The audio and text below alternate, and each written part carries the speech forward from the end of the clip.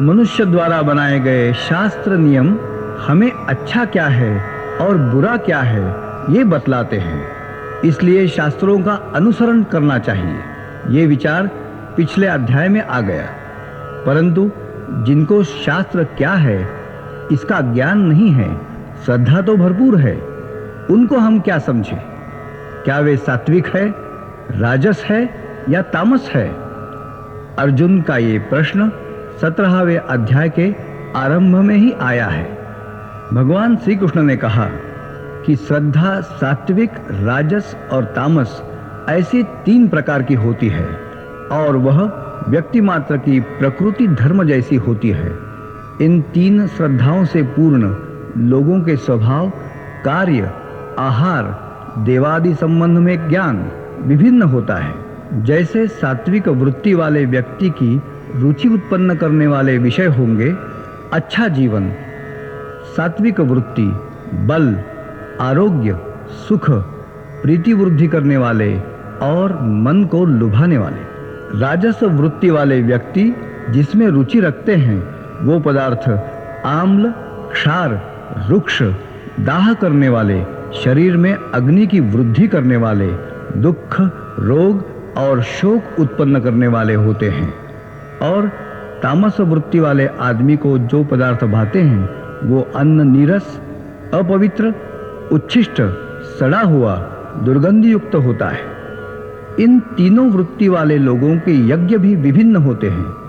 ऐसा कहकर इन तीनों वृत्तियों के तप भी विभिन्न होते हैं, ऐसा भी भगवान कहते हैं। देव, विद्वान व्यक्ति, गुरु, इनका पूजन, शुचिर्भूत होना, सरलता, ब्रह्मचर्य और किसी को भी दुख न देना, इसको शारीर तप बोलते हैं। मन को त्रस्त न करने वाला, सत्य, प्रिय और हितकारक बोलने को वाचिक तप कहते हैं। सदा मन को प्रसन्न रखना, सौम्य व्यवहार, मन पर काबू पाना, मित भाषण करना और शुद्ध भावनाओं का संरक्षण करना, इसको मानस तप कहते हैं। ये तीनों तप किसी भी फल की इच्छा से विरहित है तो ये हुआ सात्विक तप। कुछ लोग दांभिकता से अपना मान बढ़ाने के लिए, लोग अपना सम्मान करे ऐसी भावना से जो तप करते हैं उसको राजस तप कहते हैं। और किसी क्षुद्र विचारों की शरण लेकर खुद को त्रस्त करने वाला और दूसरों को जारण मारण आदि से संत्रस्त करने वाला जो तप होता है उसको तामस तप कहते हैं। दान के विषय में भी यही कहा जा सकता है। अपना ये कर्तव्य है ये समझकर योग्य स्थल में, योग्य समय में जिसको उसकी आवश्यकता है ऐसे व्यक्ति को और जिसने हम पर उपकार किया है ऐसे व्यक्ति को वर्जित करके जो दान दिया जाता है उसको सात्विक दान कहते हैं। उपकार का प्रत्युपकार करने की भावना से अथवा आगे चलकर हमारा कुछ फायदा रहेगा ऐसा समझकर जो दान दिया जाता है उसको राजस दान कहते हैं। और अयोग्य स्थल में, अयोग्य समय में जिसको उसकी आवश्यकता नहीं है ऐसे व्यक्ति को सम्मान रहित, अपमान करके जो दान दिया जाता है उसको तामस दान कहते हैं। जो कार्य श्रद्धा से किया जाता है वह सब कुछ सत होता है। सत का अर्थ है अच्छा, प्रशस्त, अस्तित्व, स्थिर भावना। श्रद्धा न होते हुए किया गया कोई भी कर्म असत होता है और असत कर्म का लाभ कहीं भी नहीं होता।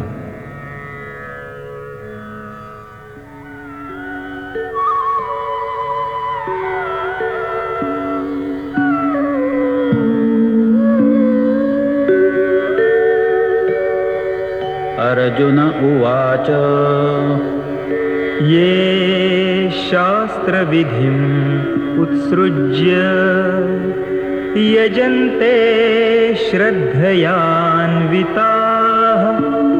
तेषां निष्ठा तु का कृष्ण सत्वमाहो रजस्तमः।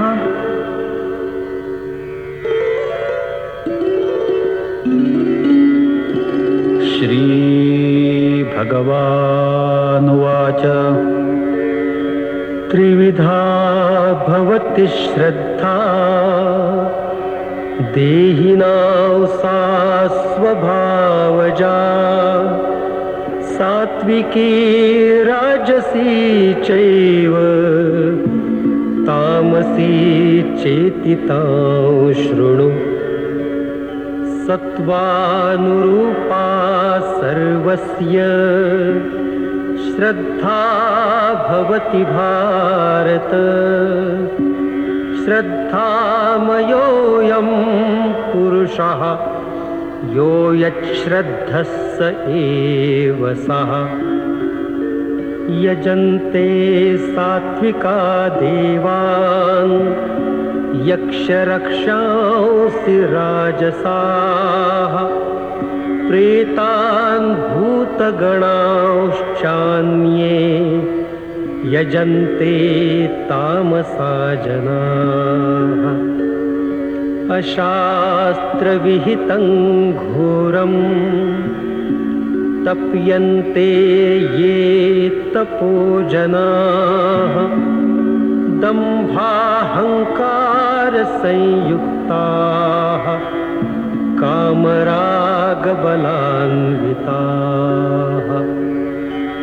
कर्षयन्तः शरीरस्थं भूतग्राममचेतसः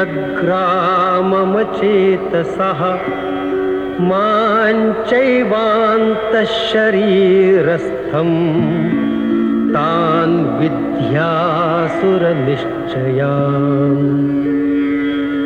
आहारस्त्वपि सर्वस्य त्रिविधो भवति प्रियः यज्ञस्तपस्तथा दानं तेषां भेदमिमं शृणु आयुस्सत्त्वबलारोग्य सुखप्रीतिविवर्धनाः रस्या स्निग्धा स्थिरा हृद्या आहाराः सात्विकः प्रियाः कट्वं ललवणात्युष्णतीक्ष्णरूक्षविदाहिनः आहारा राजसस्येष्टा दुःखशोकामयप्रदाः यातयामं गतरसं पूतिपर्युषितं च यत् उच्छिष्टमपि चामेध्यं भोजनं तामसप्रियम् अफलाकाङ्क्षिभिर्यज्ञो विधिदृष्टो य युज्यते यष्टव्यमेवेति मनः समाधाय स सात्विकः अभिसन्धाय तु फलं दम्भार्थमपि चैव यत् युज्यते भरतश्रेष्ठ तैयज्ञौ विद्धि राजसम् विधिहीनम् असृष्टान्नम् मन्त्रहीनम् अदक्षिणम् श्रद्धाविरहितं यज्ञम् तामसं परिचक्षते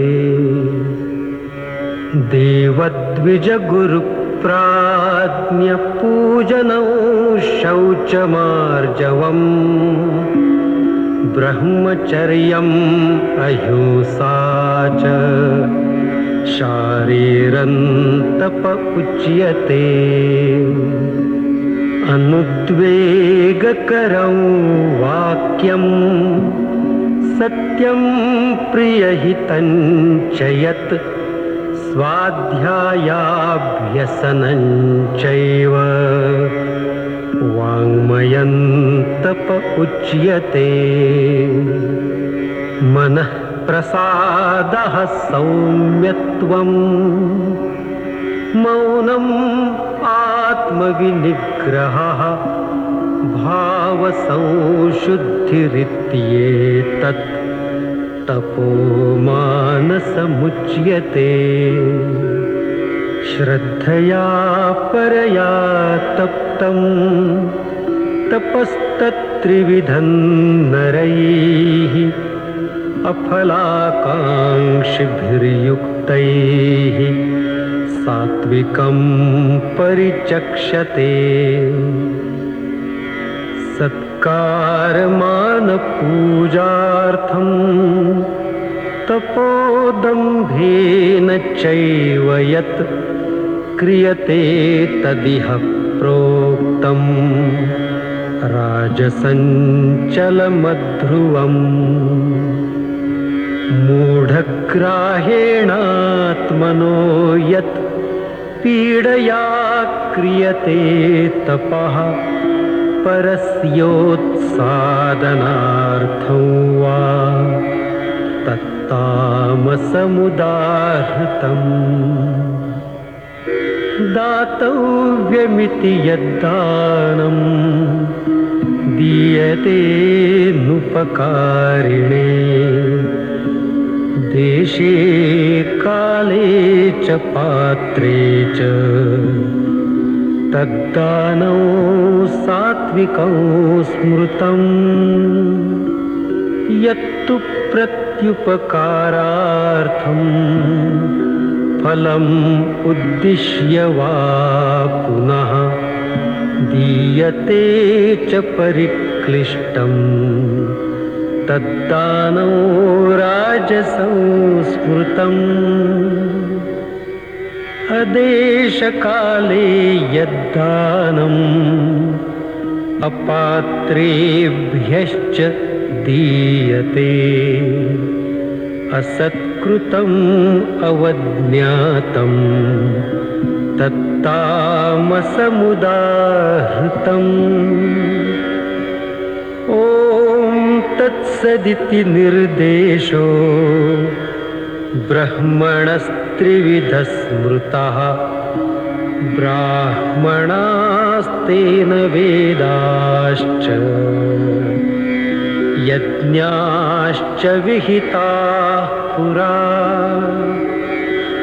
तस्माद् ॐ इत्युदाहृत्य यज्ञदानतपः क्रियाः प्रवर्तन्ते विधानोक्ताः सततं ब्रह्मवादिनाम्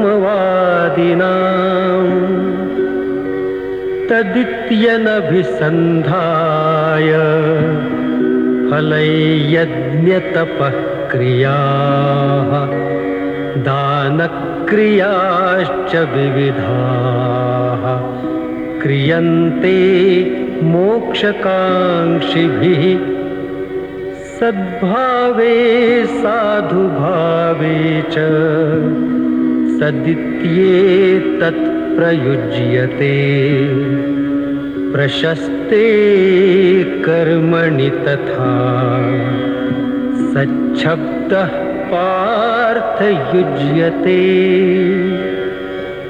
यज्ञे तपसि दाने च स्थितिः सदिति चोच्यते कर्म चैव तदर्थीयम् सदित्येवाभिधीयते अश्रद्धया हुतं दत्तं तपस्तप्तं कृतं च यत् असदित्युच्यते पार्थ न च तत्प्रेत्य नो इह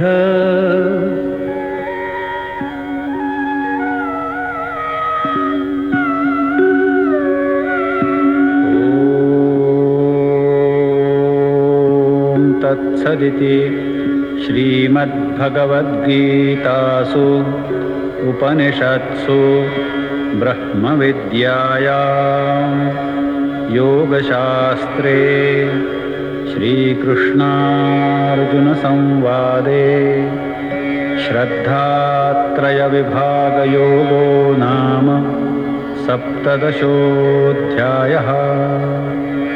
श्रीकृष्णार्पणमस्तु।